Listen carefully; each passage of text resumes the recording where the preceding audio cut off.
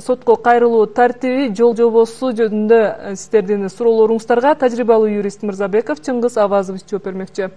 Саламатсызбы Чыңгыз мырза? Саламатсызбы. Студиябызга кош келипсиз. Рахмат. Албетте, мына ушул жарандар кандай маселе болбосун, мына укуктук айрым иштерде сотко кайрылууга аргасыз болушат, бирок баары эле сотко кайрылуу тартибин биле беришпейт. Андыктан бүгүнкү көрсөтүүдө мына ушул боюнча багыт берип жол көрсөтүп кетесиз деген ишеничтебиз. Негизи эле айтсаңыз, жарандар сотко кайсы учурда кайрыла алышат? Саламатсыздарбы? Жарандар укугу бузулду деп эсептеген жаран сотко кайрылууга укуктуу. Бул баш мыйзам менен, конституция менен, жарандык процесстик кодекси менен мындай бекитилген, кепилдик берилген. Ар бир жаран менин укугум бузулду деп эсептеген жаран сотко кайрылуу укуктуу. Сотко кайрылуу укугунан баш тартуу бул жараксыз деп көрсөтүлүп турат. Демек, сиз сотко кайрыла албай калышыңыз мүмкүн эмес. Ал эми кайрылуу тартиби кандай? Кайрылуу тартиби алсак, жарандык тартипте караштуулуктары болот. Бул жерде административдик сотко кайрыла турган, алсак, жергиликтүү өзү башкарууга нааразы болсоңуз, алардын бир аракеттерине сиздин укугуңуз бузулду деп эсептесеңиз, айыл өкмөттүн токтомдорун, алардын аракеттерин анда административдик сотко караштуулугу болот. Ал эми калган бардык иштер ошо сиз жайгашкан жердеги райондук сотко кайрыласыз, түздөн түз. Ал эми соттук өндүрүштүн жыйынтыктары, башкача айтканда чечимдери кандайча аткарылат? Соттун чечими бир айда күчүнө кирет. Облустук соттун чечимдери токтоосуз ошол чечим чыккан күндөн баштап күчүнө кирет. Ал эми күчүнө киргенден кийин бул баягы аткарууга берилет. Аткаруу ар түрдүү аткаруунун өзүнүн, мисалы үчүн алимент боюнча деп айта турган болсок, бул ошол жашы жеткенге чейин. Ал эми калган ошол алсак сумма өндүрүүлөр же башкалар боло турган болсо, бул ошол көрсөтүлгөн 2 айдын тегерегинде иштер бар. Күрөөгө байланыштуу иштер бул 6 айлык мөөнөттө баягы иш жыйынтыкталыш керек болот. Ал эми жарандардын арызын кароо мөөнөтү чектелеби? Жарандардын арызды кароо чектелет. Арыздар алсак, арыз менен кайрыла турган болсо, бул 1 айдын өзгөчө өндүрүштөр, бул 1 айдын ичинде бул каралыш керек. Ал эми до арыз менен кайрыла турган болсо, жарандык иштер боюнча бул 2 айлык мөөнөттүн ичинде каралыш керек. Ал эми административдик сотто бул 3 айлык мөөнөттүн ичинде иш каралып, жыйынтыкталыш керек. Демек, 3 айдын ичинде чечим кабыл алыныш керек. Маалыматыңызга рахмат. Бизге байланышка чыккан жараныбыз бар экен. Суроону кабыл алалы. Саламатсызбы? Сурооңузду айтыңыз.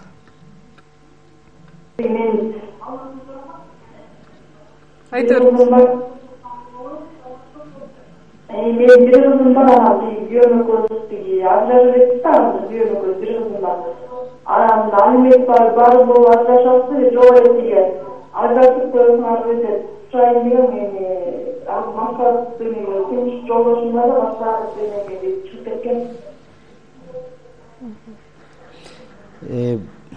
Бул мындай жооп берейин. Бул ажырашуу деген бул нике куөлүктү ажыратуу. Эгерде сиздер чогуу жашабасаңыздар, мындан кийин чогуу жашоого мүмкүнчүлүк жок деп эсептесеңиз, анда сиз нике куөлүктү ажыратасыз. Алимент, сиз айтып жаткан алимент бул өзүнчө өндүрүш, өзүнчө башка иш. Алсак, нике куөлүктү ажыраткандан кийин сиздин укугуңуз турат. Сиз алиментке берсеңиз болот, бербесеңиз болот. Бул сиздин укугуңуз, тандооңуз. Эгерде сиз беришиңиз керек болсо, анда сиз алиментке бериңиз. Атасы милдеттүү 18 жашка чейин алимент төлөйт.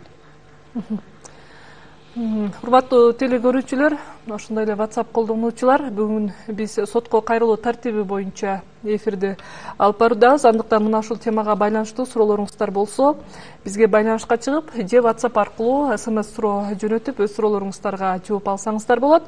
Бизге WhatsApp аркылуу келип түшкөн суроолор бар. Саламатсыздарбы? Үй бүлө маселелеринде ажырашуу же алимент өндүрүү боюнча сотко кайрылуу үчүн кандай документтер керек болот? Алимент боюнча. Алимент боюнча бул 2 тартипте кайрылсаңыз болот. Бирөө арыз тартибинде соттук буйрук чыгарат. Экинчиси бул до арыз тартибинде. Арыз менен кайрыла турган болсоңуз, сизге эмнелер керек? Сизге арыз соттун намына балдардын куөлүктөрү туулгандыгы жөнүндө куөлүктөрүн нотариус аркылуу күбөлөндүрүлгөн демек көчүрмөлөрү жашаган жерден тактама, себеби дегенде сот сиздин дарегиңизге ошол соттук актыны жибериш үчүн балдарыңыздын ден соолугу жөнүндө тактама, ал ошол балдарыңыз эгер ооруса баягы көбүрөөк чыгарыш керек деген таризде. Ушул мен айткан документтерди тиркеп сотко арыз менен кайрыласыз. Сот 3 күндүн ичинде соттук буйрук кабыл алат, териштирбей туруп.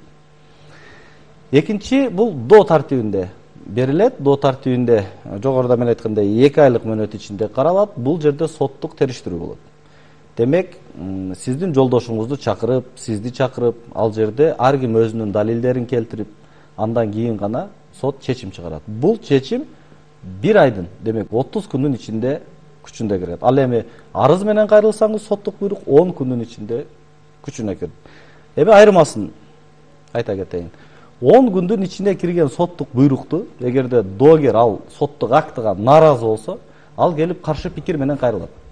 Каршы пикир сотко келип түшкөн күндөн баштап дагы эле териштирүүсүз бул соттук акты каршы пикирдин негизинде жокко чыгат. Демек, кабыл алынган соттук буйрук жокко чыгат. Сиз кайрадан до арыз менен кайрылышыңыз керек болот.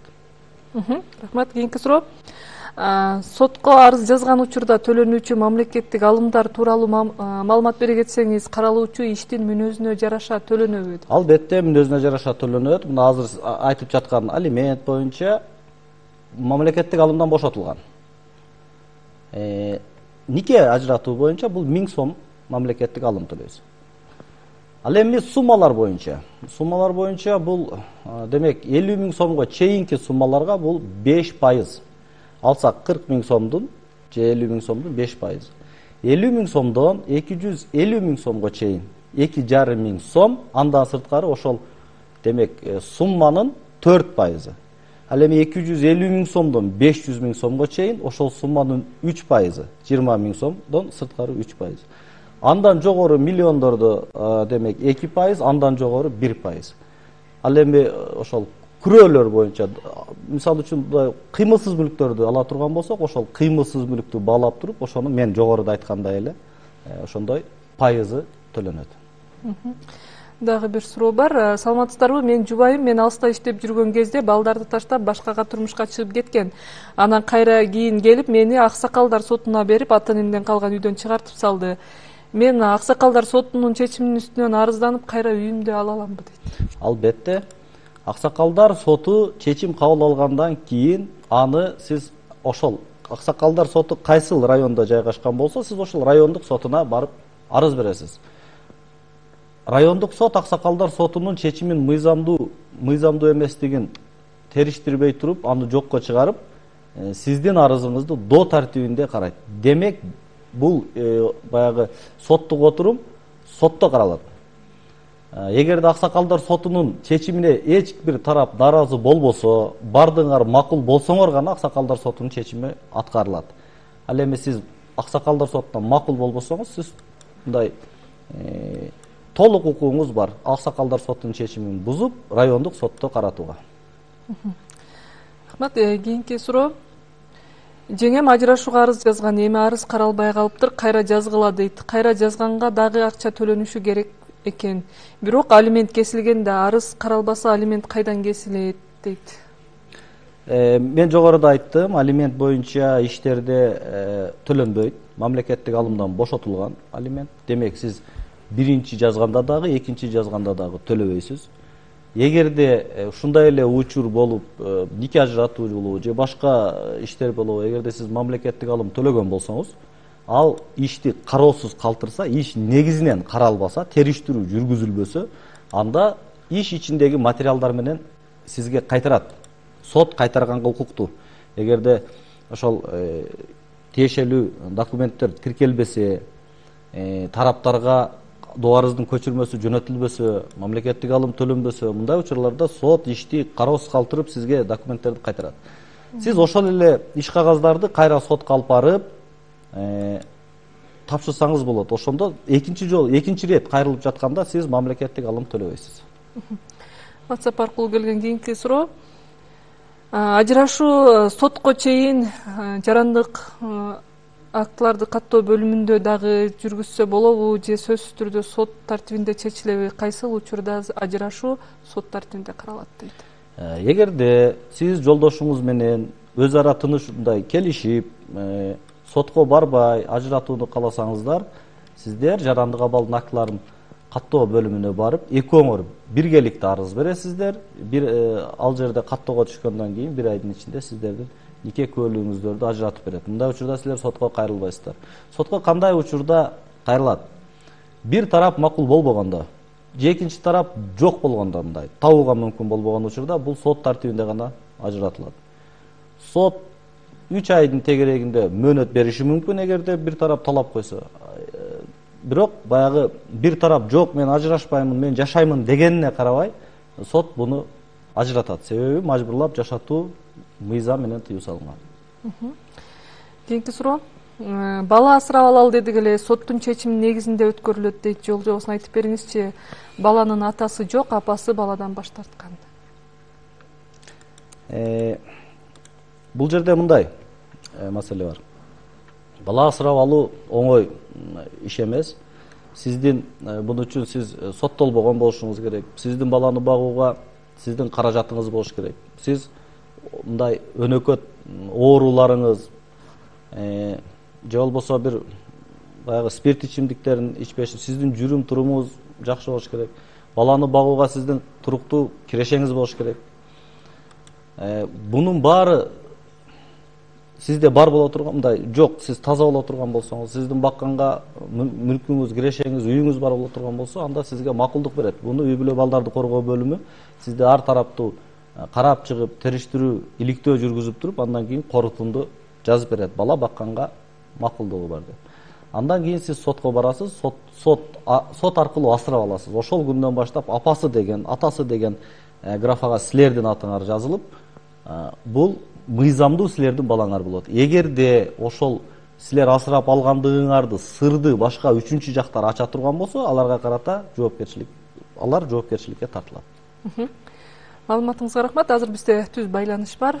Кайрадан кезекти берели. Саламатсызбы, сурооңузду айтыңыз. Менин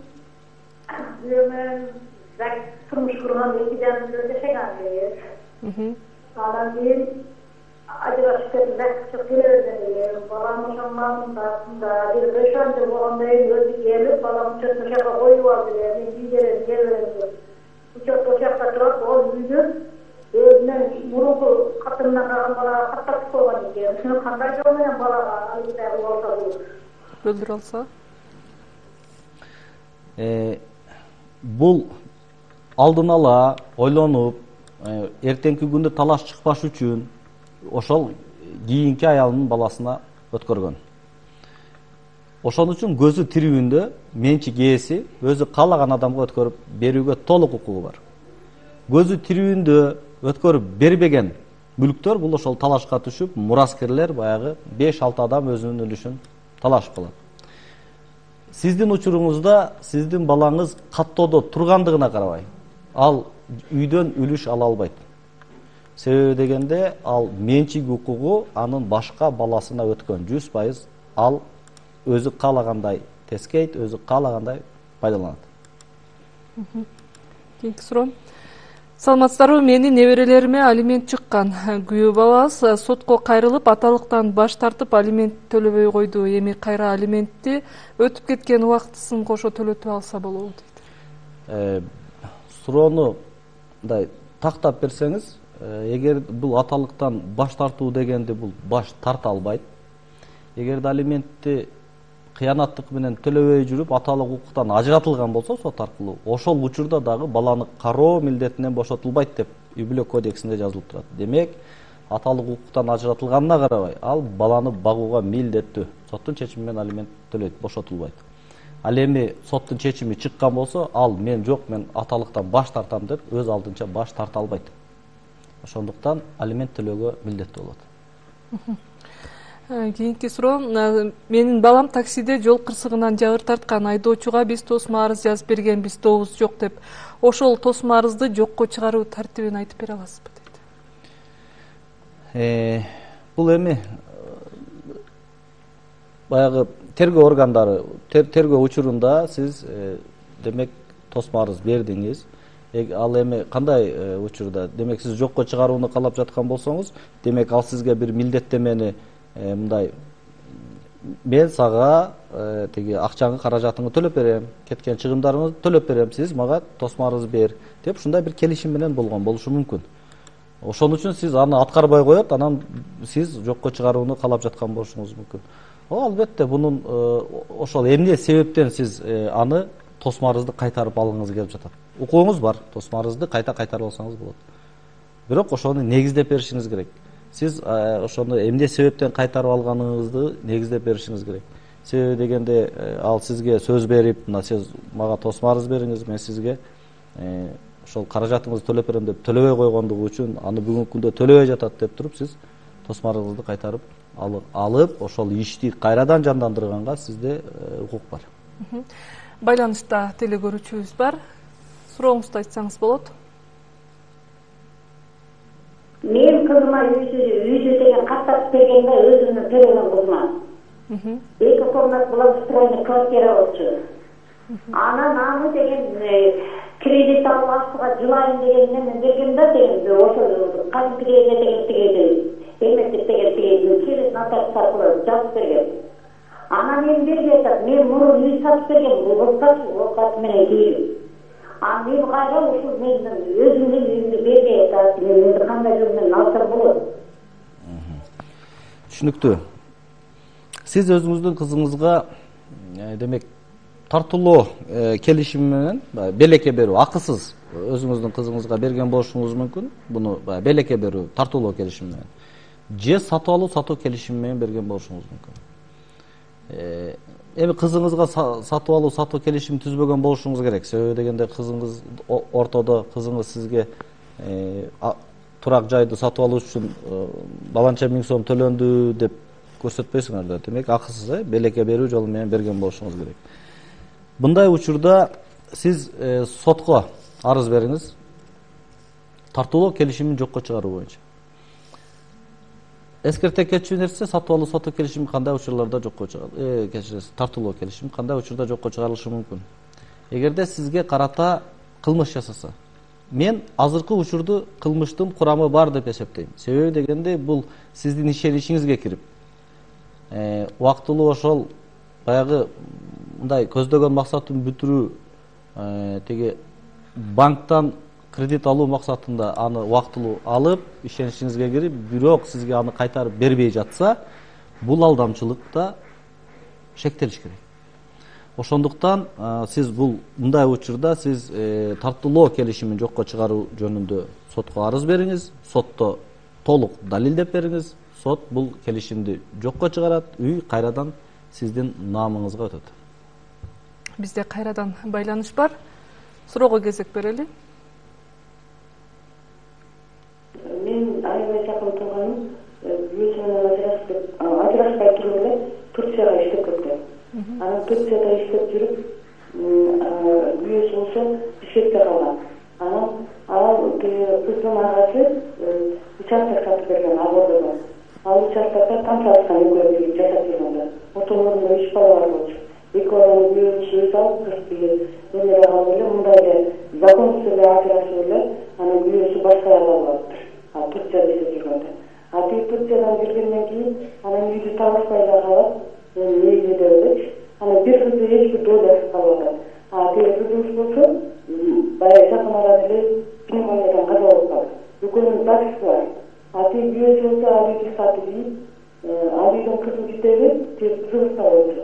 Ошонун наамына байкеп сатып берген. Анан ал кызын китепти да оңдоп туруп, башка бирөөгө барып деп, үйдү мындай 2-3 кишиге каттатып атып, улам сатылды кылып атып, үйдү дагы башкалар менен жасаптыр.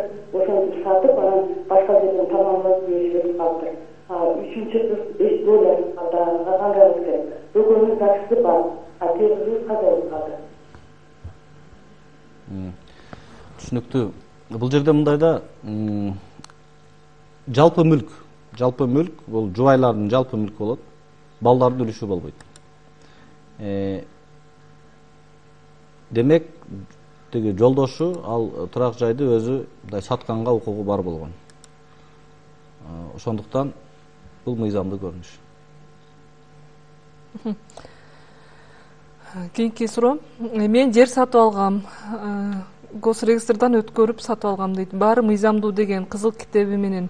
Азыр жер сотто жер туура эмес берилген деп сотто каралып жатыр. Мен кантип кайра акчасын кайтарып алсам болот дейт. Соттун чечимин күтүңүз.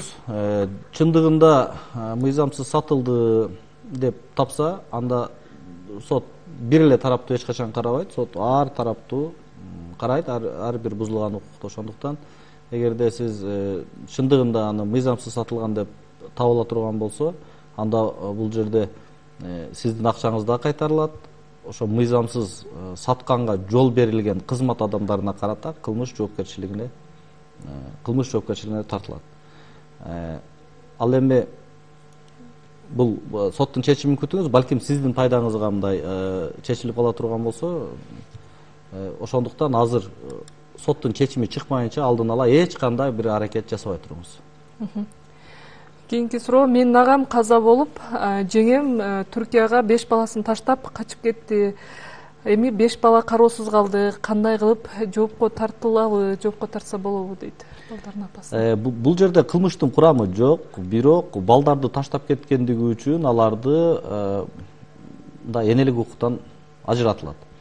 Бул боюнча сөзсүз түрдө токтоосуз мындай ошол кайсыл жерде жайгашсаңар, ошол жердин айыл өкмөтүнө, шаарда болсо ошол мэрияга сөзсүз түрдө кабар бериңиздер. Балдардын укугу корголуш керек. Аларды ошол социалдык өнүктүрүү башкармалыгынын алдындагы үй бүлө балдарды коргоо бөлүмү каттоого алып, аларга тиешелүү жардамдарын берип, алар менен мындай тыгыз иштешет. Кийинки суроо. Мен жолдошум менен 2014-жылы ажырашкам. 2 баламды бербей коюшкан дейт. Мен андан аябай корком. Кызым да мага келгиси келет, бирок атасынан коркуп келе албай жүрөт. Сот аркылуу балдарды өзүмө алсам болобу? Эскерте кетчү нерсе бар. Эгерде көп жыл өткөн болсо, анда сот алып бербейт. Эгерде арадан аз убакыт өткөн болсо, анда сиз сотко кайрылсаңыз болот. Анда дагы ошол азыр айтканда үй бүлө балдарды коргоо бөлүмүнө барып арыз бериңиз. Алар балдар бүгүнкү күндө кандай абалда жашап жатат? Кандай, ким, эмне тиги билим алуу жааты, тамак ашы, алардын кийим кечеси, алардын психикалык өнүгүүсү, баягы басбырлоо жасалбай жатабы аларга. Ушу баарысын текшерип туруп, андан кийин сиз менен жашаса бала жакшы болобу, же атасында калса бала толук кандуу өсүп чоңоюуга шарт түзүлөбү? Бул жерде атады же энеде болот деген бир маселе эмес. Бул жерде баланын укугун караш керек.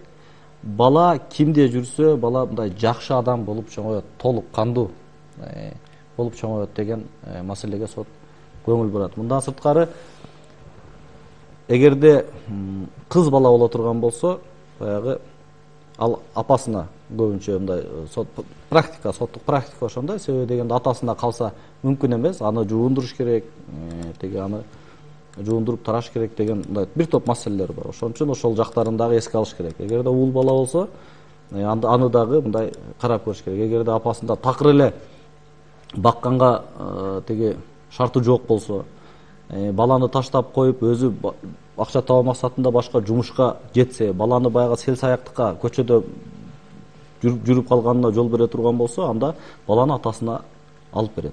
Мен жогоруда айткандай эле, бала жакшы үйдө жашаш керек, жакшы адамдардын колунан тарбия алыш керек. Ошол жака көбүрөөк басым жасайт. Учурдан пайдаланып WhatsApp колдонуучуларга эскерте кетейин. WhatsApp аркылуу SMS суроо жөнөтүүдө суроолоруңуздарды тактап, маани, мазмунуна карап жөнөтсөңүздөр, анткени түшүнүксүз келген суроолорду окулбайт жана ошондой эле окшош суроолор кайра кайталанбайт. WhatsApp аркылуу келген кийинки суроону окуйн. Жубайым 3 жаштагы экинчи топтогу майып балам менен таштап кеткенине 10 жылдан ашты. Ош шаарында Черемушки шаарчасында жатаканада жашайт элек. Бирок ал жер менчиктештирилип, азыр Батирде жашайм. Үйлөнгөнүм жок, баланы жалгыз багып жатам. Мыйзам боюнча мага аялым алимент төлөшү керекпи? Ал үчүн сотко арыз жазамбы дейт. Албетте, бул жерде бир эле мындай аталар эле төлөйт дегенден алыс болуш керек. Бул жерде милдеттер бирдей. Баягы атанын, эненин укуктары бирдей. Ошондуктан эгерде бала бүгүнкү күндө сиз менен болсо, эне өзүнүн укугун аткарыш керек, энелик укугун аткарыш керек. Ошондуктан ал сиз сотко кайрылыңыз, сот чечим чыгарып берет. Соттун чечиминин негизинде баланын апасы милдеттүү түрдө алимент төлөш керек 18 жашка чейин. Кийинки суроо, мен Кочкор Ата шаарынан болом. Биздин шаарда нефти чыгат дейт. Кытайлардын фирмасында кароол болуп иштейм. Алар 3 жылдан бери келбей жатышат, дайын жок, келбеши да белгисиз. 3 жылдан бери айлык акысы жок иштеп келем. Тоонун арасында дейт. Келишимим бар, анын мөөнөтү бүткөн, 3 жыл болду. Айлыгымды кантип алсам болот, кимге кайрылам дейт. Эгерде сиздин колуңузда келишимдин мөөнөтү бүткөн болсо, бүгүнкү күндө сиз ал жерди кайтарышка сиз милдеттүү эмессиз. Кайсы күнү келишим бүткөн болсо, ошол күндөн баштап сиз өзүңүздүн жумуштарыңызды аткарыңыз. Ал эми канча айдыкын төлөгөн жок, бүгүнкү күндө сизге канча сом карызы бар, ал боюнча сиз сот аркылуу өндүрүп алсаңыз болот. Бирок сиз тактап коюңуз, ал бүгүнкү күндө ошол юридикалык жак, ошол фирма бүгүнкү күндө Кыргызстанда барбы, иштейби, юстициядан катталганбы, бүгүнкү күндө алардын мүлкү барбы, ошол жөнүндө адвокат аркылуу сурамжылоо жөнөтүп тактамаларды алыңыз. Андан кийин сот аркылуу сиз эмгек акыңызды өндүрүп алууга толук укугуңуз бар. Рахмат. Кийинки суроо.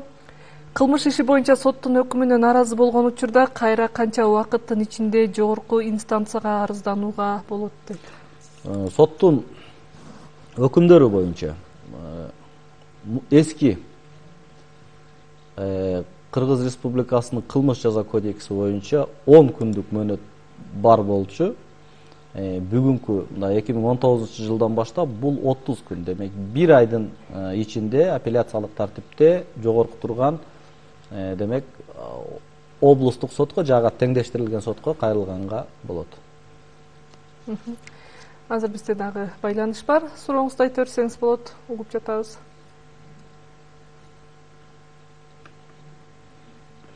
Мен суроо берейин дедим эле. 2013 жылы атам каза болду, ошол жылы өлгөн жылы 6 айдан кийин эне мага өткөрүп берип койду белекке. Туугандарым кайра 2017 жылы сот акча бергенди кандай кылган жокко чыгарып туруп таашты. Бул мыйзамдуу же мыйзамдуу эмеспи? Жок. Bir какой-то статья коюлуп, мен 530 статья менен жүз келсем, сот 135 статья менен жокко чыгарып салды да. Шуга жооп берип койсоңуз. Сиз айтып жаткан беренелер бүгүнкү күндө алмашып кеткен. Жаңы жарандык процесстик кодекстер кабыл алынган.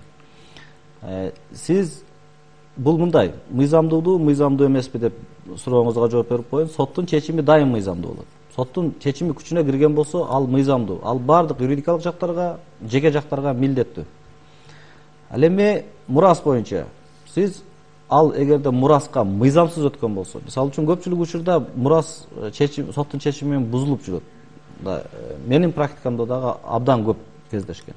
Себеби дегенде бул бир адамга ошол мамлекеттик нотариус баягы форма 50-үн алып келдирип, бир эле адамга өткөрүп берип коет. Демек, башка бир туугандарынын укугу бузулат. Башка бир туугандарынын тең үлүшкө укугу бар да. Алардын дагы ата-энеден калган мүлккө өзүнүн үлүшү бар. Андан кийин алар билген үчүн сиздин намыңызга катталып калгандан баштап булар билбей жүрүп, кийин билсе, баягы өтүп кеткен мөөнөттүк калыбына келтирүү жөнүндө сотко өтүнүч келтирет. Сот алардын өтүнүчүн канааттандырып, иш негизинен каралып, булардын укугу калыбына келтирилет. Ар бир жаран соттук кайрылууга укуктуу деп айтып жатпаймынбы? Демек, соттук кайрылууга кайрылып, булар ошол ала албай калган үлүшүн сот аркылуу, демек, сиздин баягы мурас алуу күбөлүгүңүздү жокко чыгарып, булардын дагы укугу кайрадан калыбына келтириши мүмкүн. Бул мыйзамдуу көрүнүш. Кайрадан кезекте суроо бар. Сурооңузду айта берсеңиз болот. Урматтуу Адис, Атмосферден biz bugün narkotik numaraların bayrağını çalışıyoruz. Belki ben ne yapsam, Moldavya Boltek 2002 yılı Japon grantın kredit türünde buğday algan. Анын жасында егип, кайра киргизүндө 4,5 тонна кызыл жылдыз кампашка төлөп бергенде. Накладной бар номер 4, 13 Апрелде 2002 төлөгөн экен 4,5 тонна аны бухгалтер кабыл алыптыр. Бирок ошол эле учурда азыр 2020 жылы 40 келип атат да. Бул мааны Жумгар району боюнча башка адисте алышып атат. Ошол төлөнгөн кредитти 4,5 тоннаны кабыл албай 2 тоннасын төлөп турда 2 тоннасын акылын теппей коюшуптур да, төлөпкө түшүрөт. Ата төлөп бериптир. Анан эми 33,000-60,000 сомду кайтарып бергиле төлөө графиги негизинде 2025-жылдын 1-январына чейин мөөнөтү төлөөнү сизге сунуш кылабыз деп атат да. Кайра кап келип атат. Бирок бардык ушундай эле кат менен берип атат, сотко бергиле да. Сотко биз бере албайбыз. Сотту өздөрү бергиле деп атат да. Эми кандай жооп бере аласыздар? Бул төлөнгөн биздин квитанциябызда бар болобузда, анан кандай иш алып барсак болот суроо. Сурооңуз түшүнүктүү. Бул жерде сиз сотко бербейсиз. Сиз айтып жатасыз, мына мен ошол юридикалык жак, ошол ишкана бизди сотко бер деп айтып жатат. Сиз сотко бербейсиз. Маселе сизде жок. Сиз төлөгөнсүз. Сиздин колуңузда дүмүрчөк турат. Мындай айтканда факт турат. Ишкана эгерде сиздерди төлөбөй жатат, өндүрүш керек деп эсептесе, анда алар сотко берсин. Сотко сиз ошол айтып жаткан дүмүрчөктү көрсөтөсүз. Алар берген сотко арызы канааттандыруудан баш тартылат. Демек, алар өздөрүнүн ички баягы адашкан баягы кетирилген мүчүлүштүктөрүн өздөрү жоюш керек. Учурдан пайдаланып эскерте кетейин, урматтуу теле көрүүчүлөр жана радио каармандар, биздин түз байланышка уюлдук номерге чыкпаңыздар. Биздин түз байланыш үчүн 03222 коду менен 55732 телефон номери иштөөдө. Ал эми азыркы кезек жарнамада.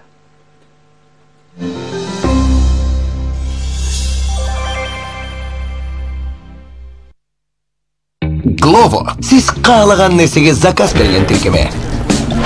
Мисалы күндүн ийгиликтүү аяктаганы үчүн дамдуу гамбургер. Же супермаркеттен каалаган товарды дароо азыр. Ал эмес керек болгондо жалаяктарды дагы. Тиркемени жүктөп ал, Кыргызстандагы Glovo заказ кыл. Биз жеткиребиз.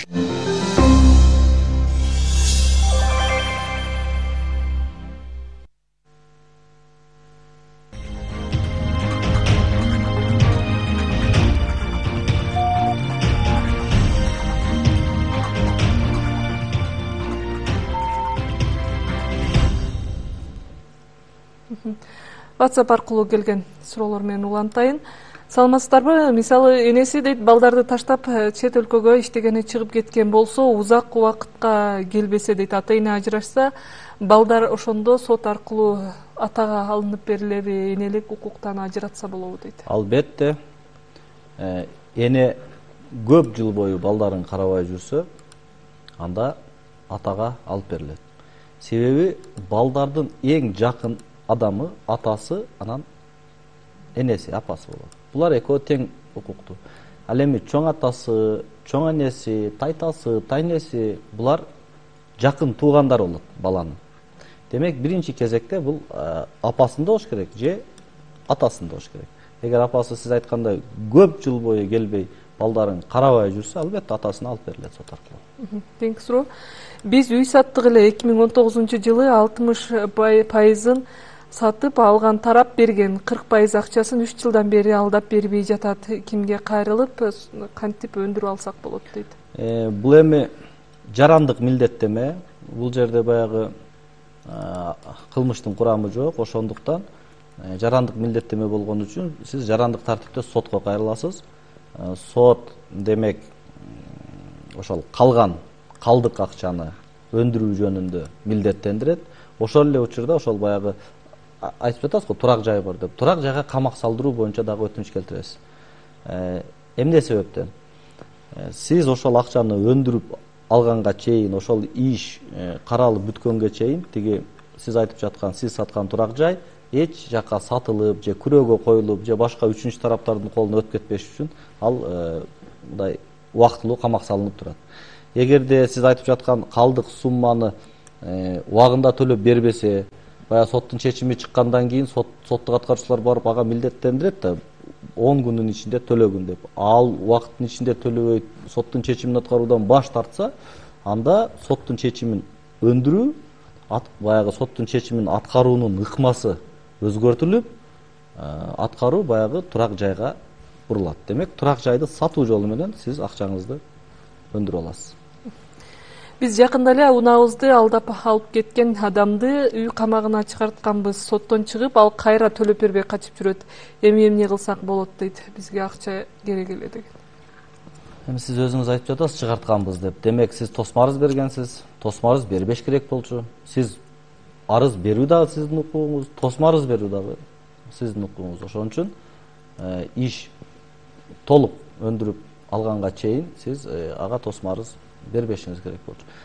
Эгерде соттун чечими чыккан болсо, соттун өкүмү алсак ошол өндүрүлсүн деген, анда сиз буну сот аткаруучулар аркылуу мындай аткаруу барак жаздырып, сот аткаруучуларга бериңиз. Сот аткаруучулар ага тиешелүү анын мүлктөрүн изилдейт. Демек, анын жер тилкеси барбы, анын бир кыймылсыз мүлктөрү деп айталы, турак жайы барбы, же болбосо кыймылдуу мүлктөр, автоунаасы, финансы мекемелердин акча каражаттары, эсеп кысабында. Андан сырткары дегеле эмне мүлкү бар болсо, ошол мүлкүнө буруу жолу менен сизге бул каражатты өндүрүп беришет. Мен Москва шаарында унаамды саткам дейт. Алган адам акчасын бербей жатат. Ал Кыргызстанда сотко арыз берсек, бул иш Москвада болгон деп аны карабай жатышат. Ал эми унааны алган адам азыр Кыргызстанда дейт.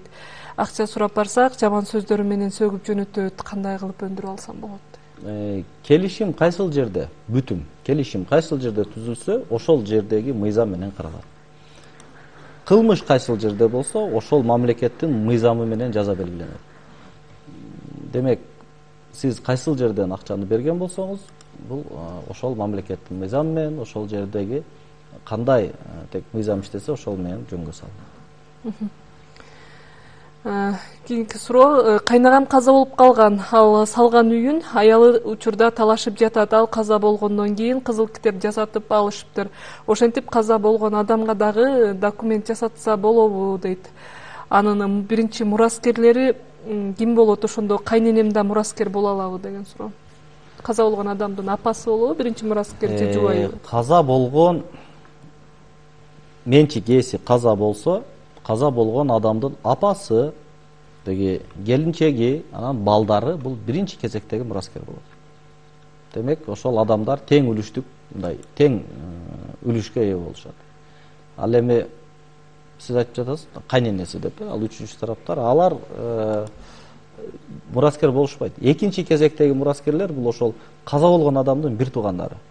Бул качан экинчи кезектеги мураскерлерге өтүшү мүмкүн? Баягы өзүнүн апасы каза болгон болсо, жубайы жок болсо, анын балдары жок болсо, анда демек бир туугандары экинчи кезектеги мураскерлерине автоматтуу түрдө өтөт.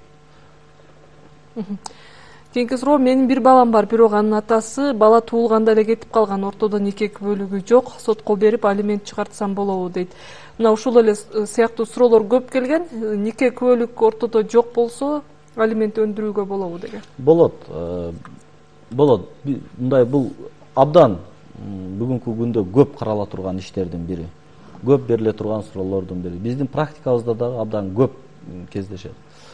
Бул мындай, сотко аталыкты аныктоо жөнүндө арыз бересиз. Аталыкты аныктоодо аны эки жолу менен аныкталат. Бири социалдык, экинчиси биологиялык. Социалдык деген кандай? Бул жашоо тиричиликтен алынган.